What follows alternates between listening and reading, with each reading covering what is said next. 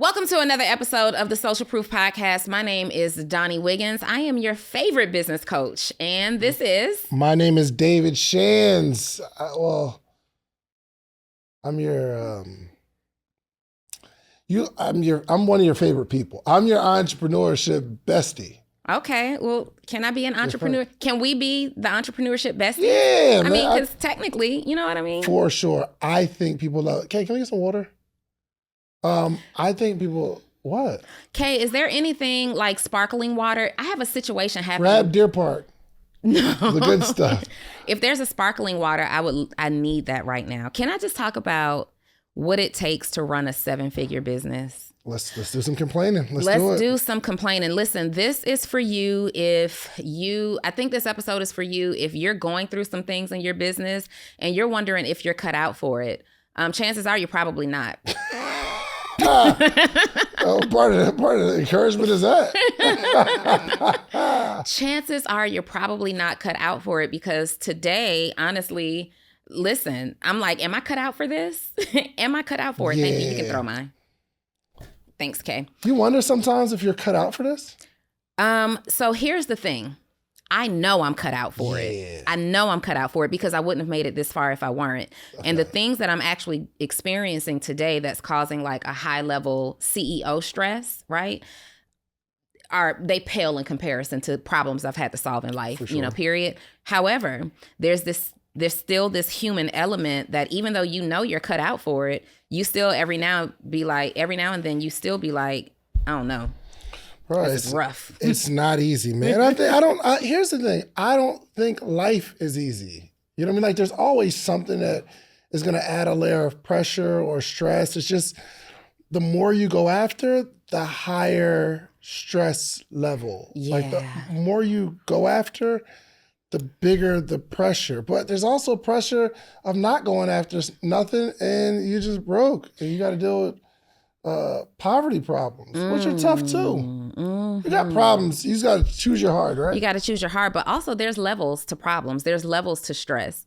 The stress that I'm feeling today isn't a negative stress. Mm-hmm. It is the stress of all of the challenges. So here's how I'm approaching this. There's the stress of, oh my God, I have to. Mm-hmm. And then there's the stress associated to something like, this is major, this is challenging, but I get to, right? Mm-hmm. This is an I get to stress.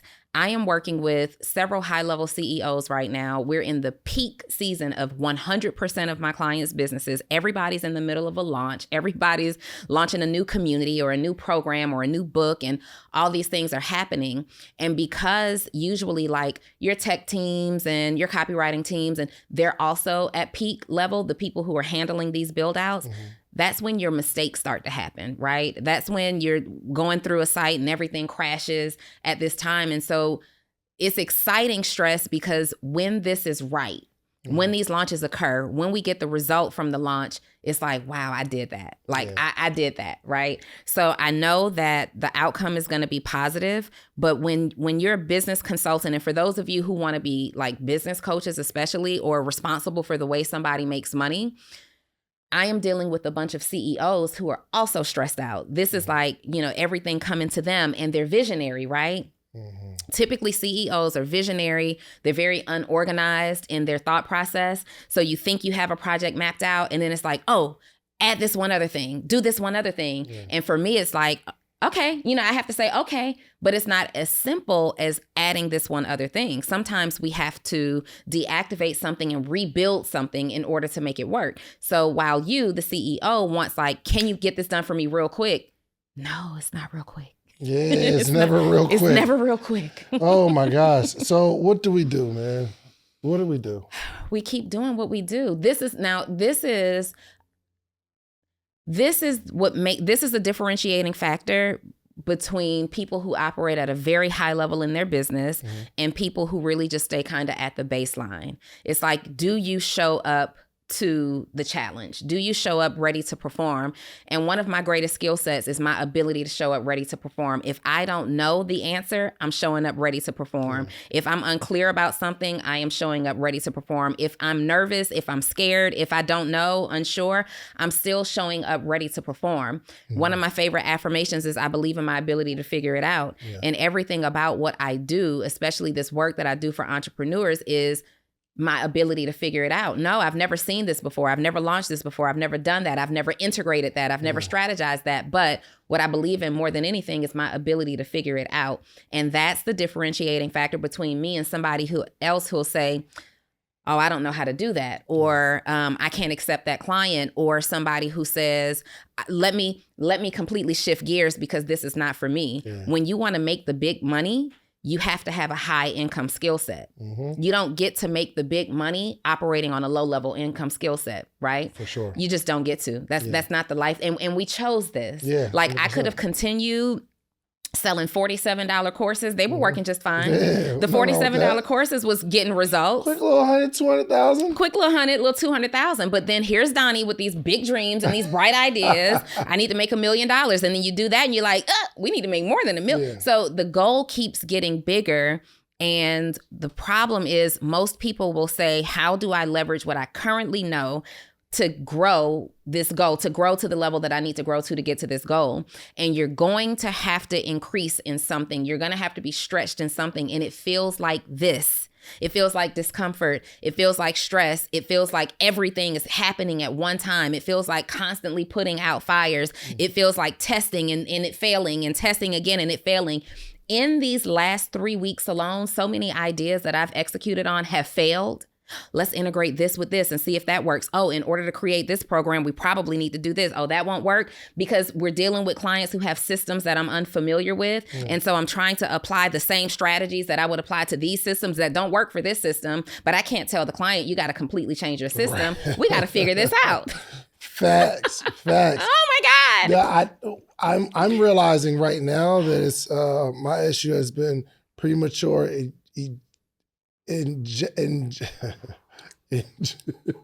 premature. Don't let that word keep you hold you hostage. Premature execution. Okay. Premature execution. And here's where we're building something, right? And it was so funny because I was doing like live hot seats last night, and encouraging people to come to the My First Million conference. We're doing these events.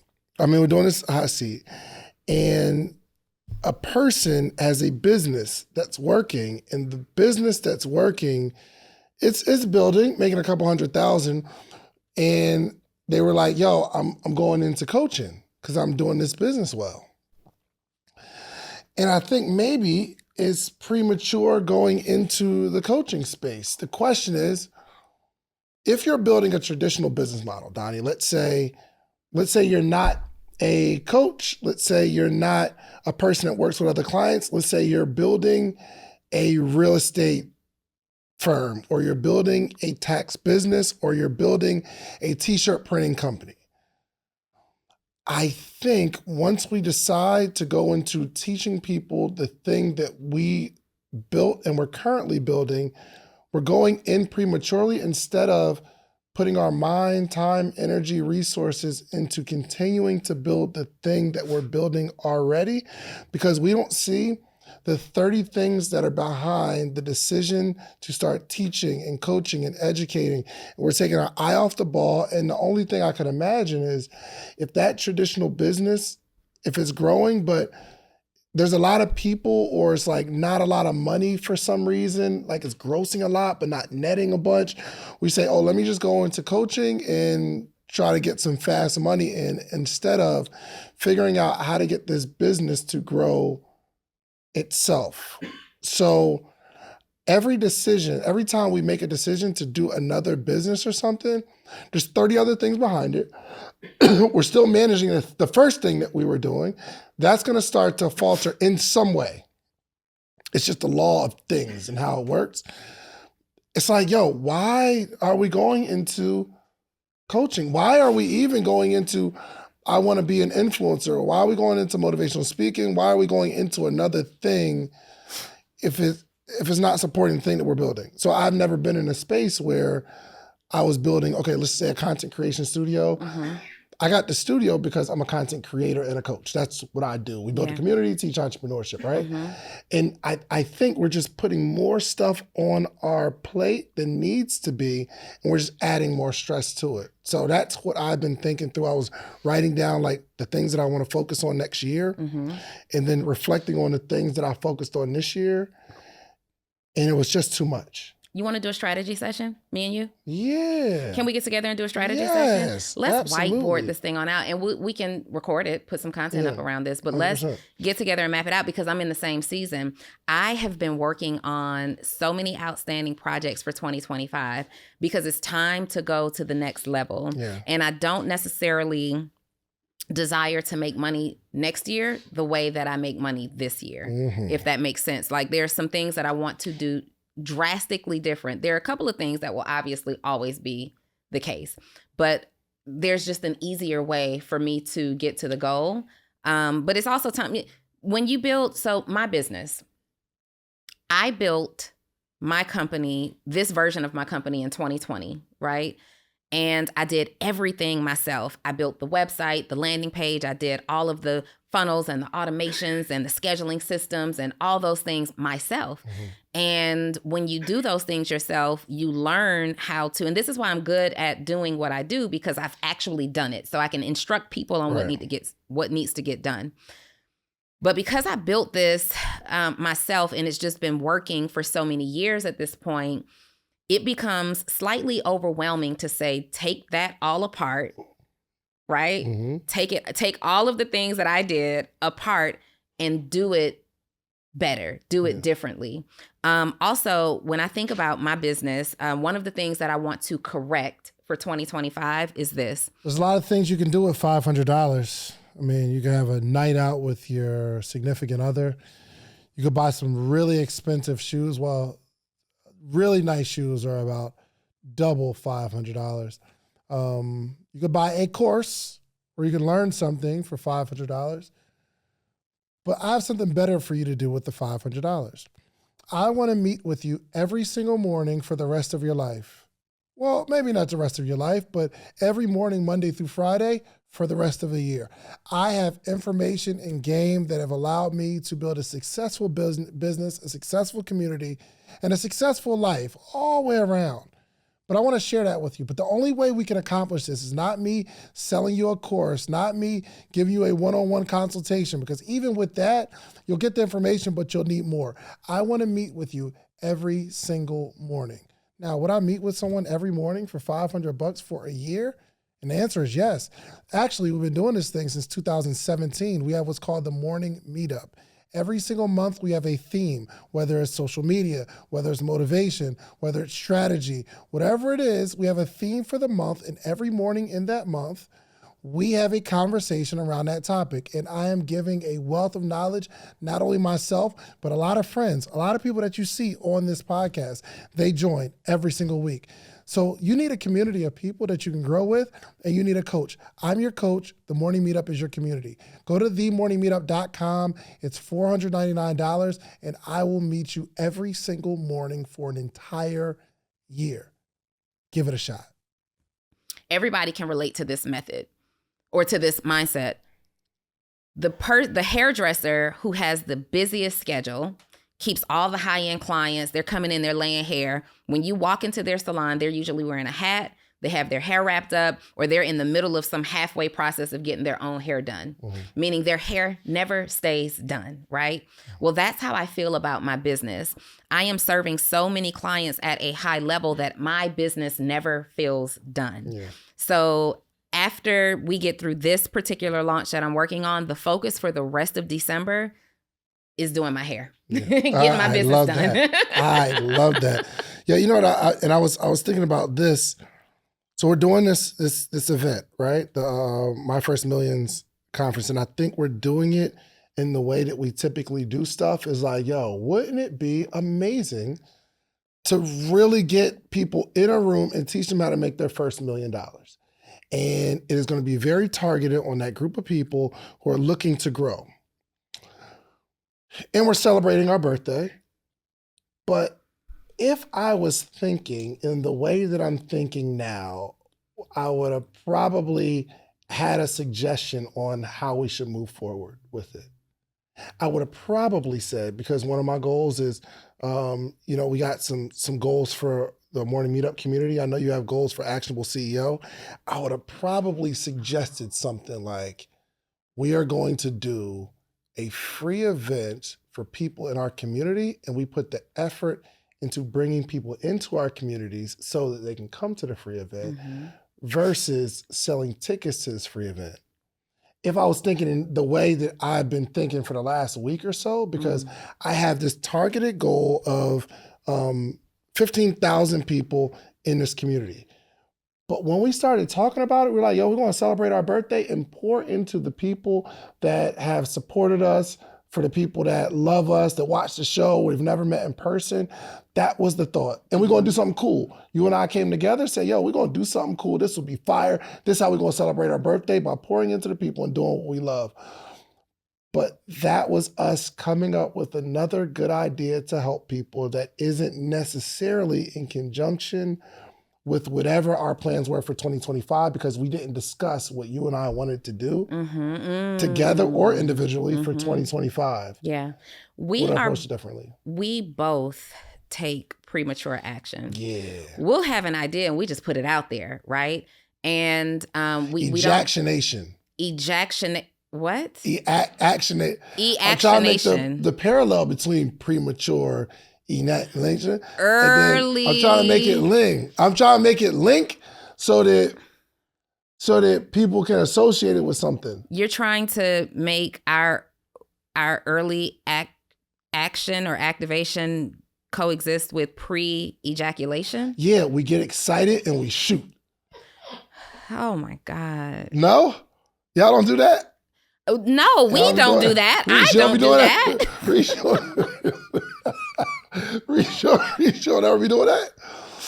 All right. What was the word that you used? You prematurely... Ejaction.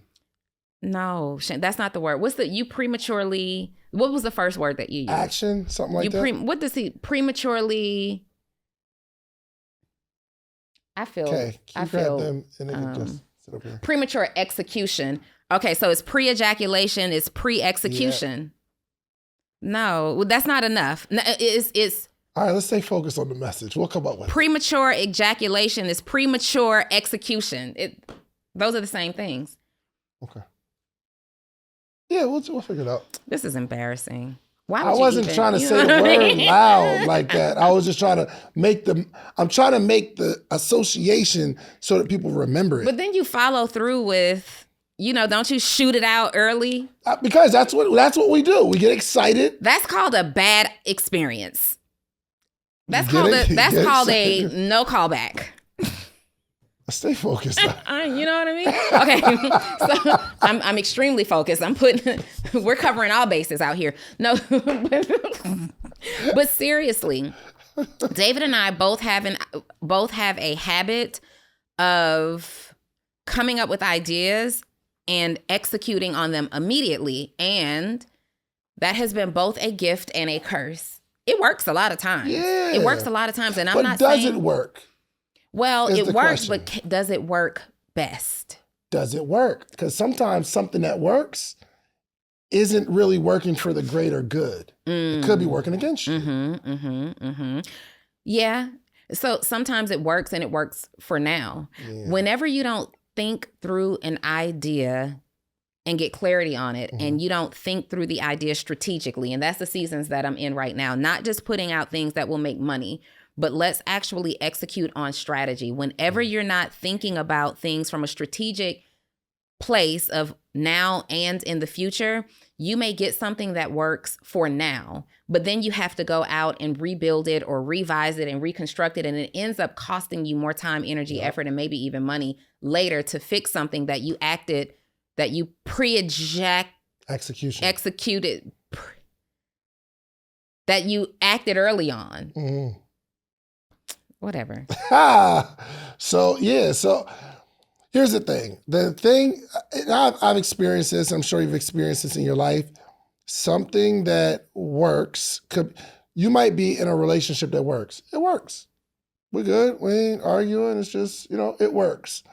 But the fact that we're in that relationship that works could be blocking us from something that is a whole vibe, a whole experience, like a utopia. But because I'm in the thing that actually just works, it's holding back from the other thing. So the thing, I think our issue is we know how to get something to work right now. We know how to get something to work. We put it together in our head. This is all the steps we got to do. Okay, cool, we do it. However, it needs to be based on what the big plan is. And for 2025, and I think that's a part of what I'll be teaching next week, is the linear way to stack our activity that's moving in the same direction. Yeah, but I want you to be clear that you're going to follow that strategy and think things through in real time. And we're teaching this from a place of, we could have optimized this better. The event, for example, I could have optimized my operations agency better, for example, if I had sat down and said, instead of saying, this is what we can do right now to do X, Y, and Z, how do I grow my business in a way or present my offer in a way that grows my business, but also takes the client through a journey as well. And so it's about creating the journey. It's not about the right now product and the right now benefit, because sometimes you'll put a lot of effort. We have gotten rid of so many offers because what are we doing with this? Where does this go, right?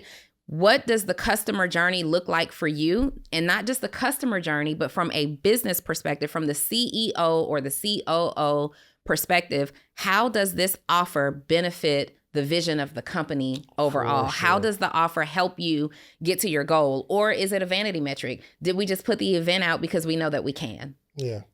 And that didn't happen. We really want to help people, but I'm saying there are some offers that you put out just because you know you can sell it. Yeah. I know I can sell this t-shirt, but if you're selling a t-shirt that has high value man on it or high value woman on it, and you are a business coach, or you are, a tax accountant, does that high value man or high value woman t-shirt that you can sell because it's trendy benefit the overall brand? And no, and what ends up happening is typically those things that are not for you, but easy to do is what you put the majority of your energy in. And then you will find that you've got this offer out there, this t-shirt out there that's not in alignment with where the direction of the company is going. And you've sold a whole lot, but also you've created a lead system of a bunch of people who are never going to buy your tax and accounting services. 100%. That's not what they're looking for. These are people who are entertained by, the drama of it all. They want the trend of it all, but they are not your customer or client.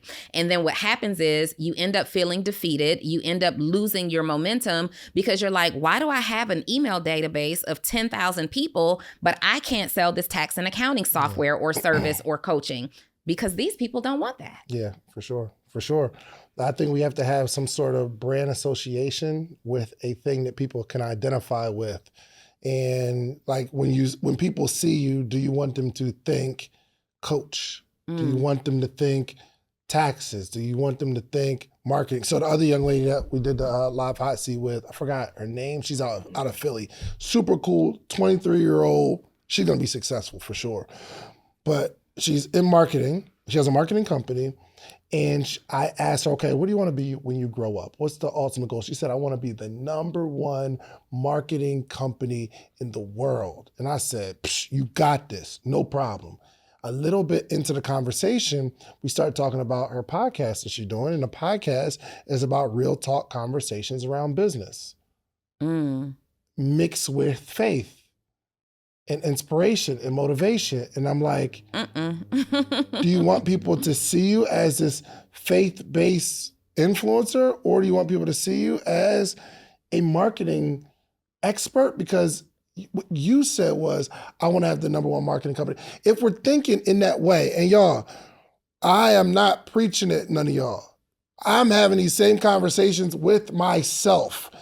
Now we're in a position where we have some resources where we can pay somebody to do some other things. And I'm at a point where I do like doing cool stuff. Maybe it's not in alignment with where I want to go ultimately, and it's not like super focused, but I like doing the stuff that I like to do. And I'm at a point where I can afford that. But if you haven't built anything at all, there needs to be a certain level of focus, meaning if we want to be the number one marketing company in the world, we need to have a podcast, either coaching people how to market their business, talking to people how they're marketing their business, or doing research on companies on how they built how did Pepsi originally market their company? How did Toys R Us market their company differently than how they do it recently before they started closing versus how they started? And we start breaking down the case studies of marketing, because now if I'm looking at someone to do marketing for my company, who am I? When I think of you, I think marketing. But we just keep doing stuff because it's a good idea, and we put them together. We like force put them together and see, this makes sense because this goes here and that goes there and this goes here, and it all works together. And it don't. It doesn't. Mm-hmm. It doesn't. But even, well, let's take it up a notch. What if you have done the work to become known for a thing, mm-hmm. and you want to become known for something else? Like, you realize you've built your way into this box. Yeah. But now you want to be known for something else. So what were the steps that you took? You were Sleep is for Suckers. Yep. And now you want to just be David Shands, yep. right? You were Sleep is for Suckers who sold T-shirts. Yep. You owned and operated the kiosks. And that was what you were known for. Oh, you need a dope T-shirt. You're trying to get that fit together, something to match these shoes. Yep. David Shands, these Sleep is for Suckers T-shirts are the thing. Now you're David Shands, the entrepreneur. You want to generally be known as an entrepreneur. You want to generally be known as an entrepreneur who is relatable and tangible, and podcast king. Yes. So what are the steps that you take to transition an image that you created and you want to evolve from? Good. So I think people are changing to do something else. And I simply evolved, but I made it a conscious decision to evolve. So while I was selling these T-shirts, and that's my love, I'm like, I'm about to just grow this T-shirt business, this brand, and it's all the way up. But I started to hang out with like ET and CJ and Inky, and these are like speakers, and they all got books and stuff like that. I'm like, I'm about to be an author, because then I'm like, it's still the same message. Like, Sleep is for Suckers, geared towards entrepreneurship, anyone that's losing sleep doing what they love. So I wrote a book talking about how I built the brand, how to make the transition from your day job to your daydream, because it's a lot easier to sell a book than a T-shirt. And it's higher profitability, because as you start selling books, people pay you to come speak. But I didn't stop the T-shirts and say, I'm just going to. I added the book to the suite of products in Sleep is for Suckers T-shirt as I'm still building it.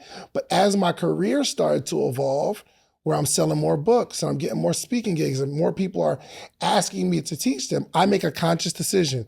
I almost remember the day when I said, I'm not selling these T-shirts no more. That wasn't the day that I stopped, but that was the day that I decided we are going to continue to evolve. Book, teaching, speaking, next order of business was a community, because I had already built a free community for 2 years. I did this call for 104 weeks, every single Monday at midnight, teaching entrepreneurship. I'm bringing entrepreneurs to the schools to teach entrepreneurship. It was a natural progression from T-shirts to books to teaching to community to creating content for the same audience that I never changed the person I'm talking to. Okay. So you were doing a free call. So so let me tell my version of this, and then I have a follow-up story. So I was known when I launched on social media, I was going through a foreclosure, going through repossession. I had just lost everything. And I told Facebook at that time, watch how I get this back, right? Mm-hmm. And so I remember going from a 6-figure job to a job that paid me about $11, $12 an hour or so. I had to go back into my same industry, very low, very entry level. And at that time, I am saving all my money. I'm living with my mom, and I open a clothing store with a then business partner, right? And so then that grows. And then I end up going into, it's still not enough money though. I need a little bit more money. So I find the network marketing industry, and my influence in network marketing is what began to grow my influence on social media. I remember the day in 2019 when I said no more. I remember the day. I remember where I was. I remember who I was talking to when I decided I am no longer going to be a part of the network marketing industry because my skill set justifies me being able to do the same level of coaching and impacting and motivating and helping people make money on my own as I do here. I remember it the day it was December 2019. I was sitting at a bar at a restaurant with a friend, and I made that decision to stop. And the very next day, I was already loosely building my coaching business, right? I had clients occasionally, so I knew I could do it. I already had a community at that time. It was Actionable Woman. I had a community of women that I was supporting for free. We had events that were at a cost, but the community itself didn't have a price. The events had a price. I remember when I'm supporting them and giving them information every single day. But then the feedback that I'm getting says, well, what about the men, Donni? I don't see a difference in your information. Why can't you help men too? Mm-hmm. And I remember the day that I decided to transition Actionable Woman into Actionable CEO. Yeah. Because the concept is the same. Help you to become the best version of yourself, help you make more money, help you live your life by your own design, right? Yep. Now that we're here and we've transitioned, you were doing midnight calls with a free community every single day? Every Monday. Every Monday. I was doing free lives in a Facebook community every single day. Now you have to transition that weekly call every Monday from midnight into a community that meets every day at 8 a.m. And I have to transition a community that was just for women, where we came in and talked about whatever was on our mind, into a community for business owners who were ready to grow, and we only meet once a week. Yeah. There's somebody who says, but my audience doesn't want that. They won't grow with me. They won't move with me if I do it. And let me be honest, I'm gonna be honest. From Actionable Woman to Actionable CEO, I probably only have I think the last time I checked, I haven't checked in a long time, but it was like 7% of the Actionable Woman members came over into Actionable CEO. 7%. My number was way lower than that. And so I haven't checked in a long time. That was probably the excitement of the initial launch, right? I don't know who's still there. The initial launch, 7% of that community transitioned over, and somebody is scared because they're saying, if I make this switch, especially if I do it cold turkey, I'm going to lose everybody. The message here is you will lose most of your people. 100%. You're going to lose, but Actionable Woman was a free spot where it was just entrepreneurship, lifestyle, whatever. They paid for events occasionally. Yeah. Actionable CEO makes money around the clock. It is its own 6-figure community right now. My point is, I lost 93% of those people that I know of, and it could be more at this time. I lost 93% of that community to transition to more than 10x what I had then into 100%. What I'm doing now. Yep. I think one of the challenges is people, like, if you get stuck in your business, we just decide to do something else. And when I was transitioning, it wasn't, I'm stuck. It's not like this isn't working anymore. Oh my gosh, out of bad couple months. Now I need to start doing coaching. My business was going up and I just continued to evolve into it. But a lot of people, it's not working the way they think it should work. And they're like, yo, I'm just going to add something else to supplement the income. And that's not how you transition. That's not. But also we have to be real. Like, we have to identify, is it not working, or has it hit like a standstill because it's time to evolve? My ideas for Actionable Woman at that time, I needed to transition. I was struggling with myself as to why I was still only serving women, right? And the reason that I was only serving women in the first place was spun off of a clothing store that I had in 2010, 2011, where I only sold women clothes, right? And coaching for me kind of started with women who were coming into that store. I sold clothes like party clothes and, grown folks' clothes. And there were women coming into that store who were shopping for their daughters, their teenagers. And when I look at the sizes that they were buying and looked at the woman who was buying it, I would say, oh, is this a gift? Right? Because it was very different. Like, oh, who you buying this for? And they'd say, oh, girl, this is for my daughter. And I'd be like, no, ma'am, not this. This is not for your daughter. we wearing this to Onyx tonight. Like this is not for your daughter. And so then their response overwhelmingly was, girl, try to tell that to your own teenage daughter. Wait until your daughter is a teenager. They see what they see on TV and reality shows, and that's what they want to be. And so I started inviting these women to bring their daughters in. Well, bring your daughter in. Let me see if I can show you guys how to take some of these pieces and make them transitional into something that's appropriate. And every Sunday when the store was closed, more and more women and girls were coming in. I was a little younger than their parents, so they admired me, and I was fly, right? So they're admiring my advice, and it's working. That's where, you know what?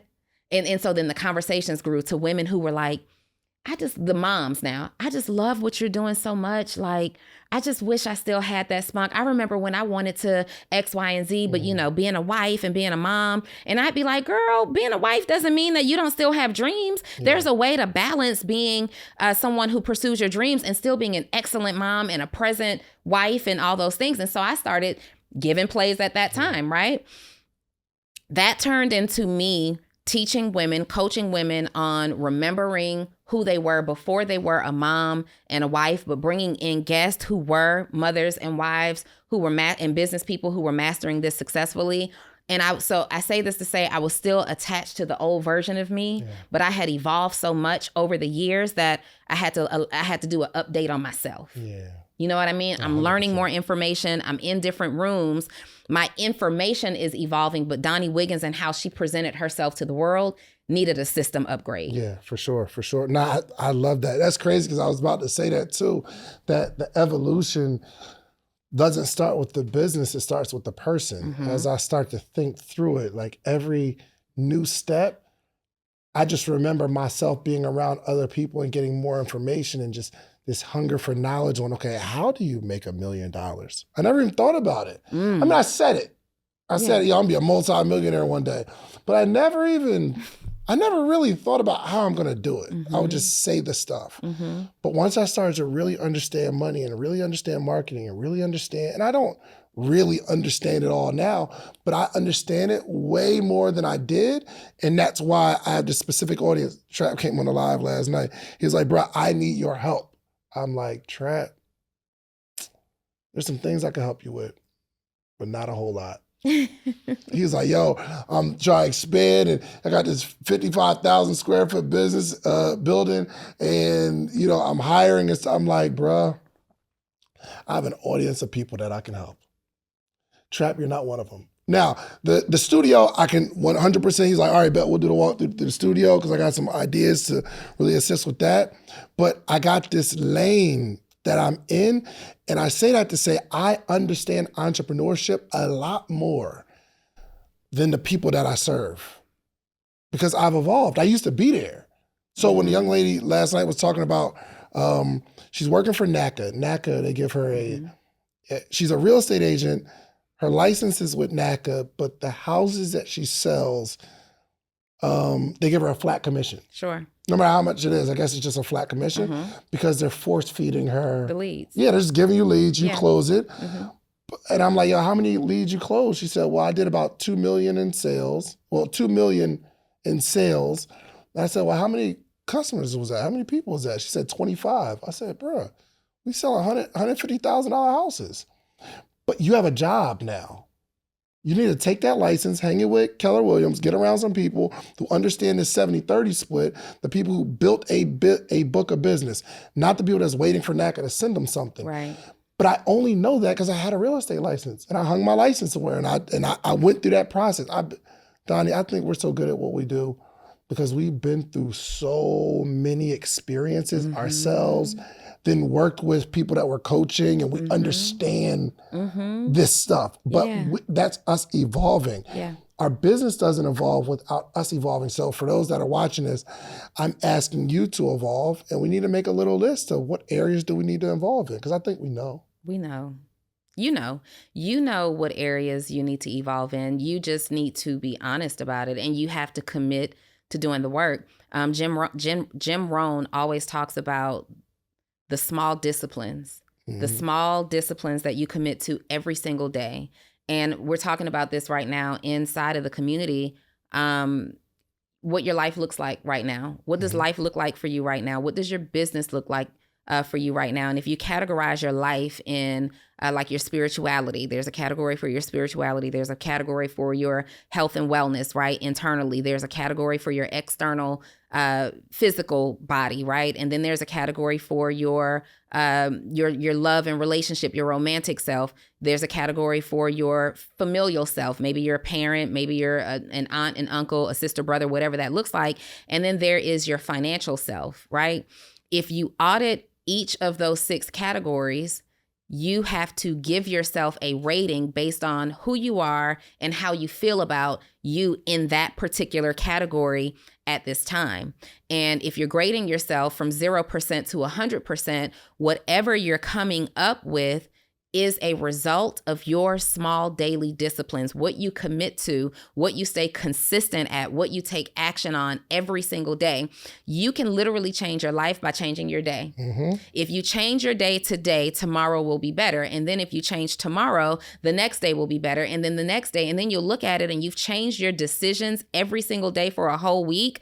That second week that you walk into will look a whole lot different. Imagine being intentional about your small daily disciplines, meaning the choices that you make, the small choices that you make, the choice that you make to watch this whole episode, the choices that you make to get the education that you need, the choice that you make to hire the mentor, the choice that you make to stay consistent in the gym, that hand to mouth choice that you make 3 times a day, every single day, that snack choice that you make every single day, that decision to pray or not to pray, that decision to meditate or not to meditate. Like, it's literally the status of your life, the outcome of your life, the results that you have are literally directly connected to the small choices that become your disciplines that you're committed to every single day. 100%. Man, listen, I let's just tell them about, and here's, what's crazy? I feel crazy even having this conversation because I wore my social t-shirt today, and I don't really need to be selling t-shirts like that. But the t-shirts are hard, so you know what I mean? You got to sell these. The t-shirts are fire. At least get these out. 100%. Goodness gracious. Yeah, anyway. I think that was enough for today. I think that was enough. I think, and I think we should start getting straight to the point. 100%. And wrapping stuff up sooner, we don't just need like an hour. this. This is good. We don't need an hour. And you know what? If I'm being honest, we do an hour for YouTube metrics, right? Data stats. Yeah. And we might still need to throw some hours in there. But the entrepreneur, we need you to come in and get what you need quickly. Mm-hmm. There's timestamps on these videos, right? We need you to go through and look at what you need. We need you to, we want you to watch the episode from beginning to end. This is how you learn, because you don't know what we said in the beginning may evolve. Like, this conversation grew. Mm-hmm. So for those people who didn't watch the end of this episode, they missed so many nuggets that you can apply right now. So we'll do a great job at getting, to the point and making sure you're getting your nuggets, but you have to commit on your end that whatever we put out, you're watching the whole thing, because you have no idea. Just like many of you don't know that we have a conference coming up, right? Actually, by the time this episode comes out, you would have missed it. You would have missed it, but that's the whole thing. A lot of you didn't even know that we're working with people to become 7-figure earners in 2025 to set their business up for a 7-figure business. You don't know because you didn't stay until the end of the episode, because we're so committed to educating you that we don't even talk about that to the end of the episode. However, while you missed out on the live conference, you didn't miss out on your opportunity to work with us if you're serious and intentional about growing your business to 7 figures and or beyond in 2025. This is your time to shine. So look around at the links wherever you're watching this video, and we'll have information for you there. But make a habit that make a commitment to one of your small daily disciplines being completion. And congratulations if you're here in this video, because you've already accomplished that first step of completion. Let's go. Get to work, y'all. We'll see y'all next week. First off, congratulations on watching this whole episode. If you like this episode you just watched, check out this one right here. I handcrafted this one for you because you like the one you just watched. Check it out.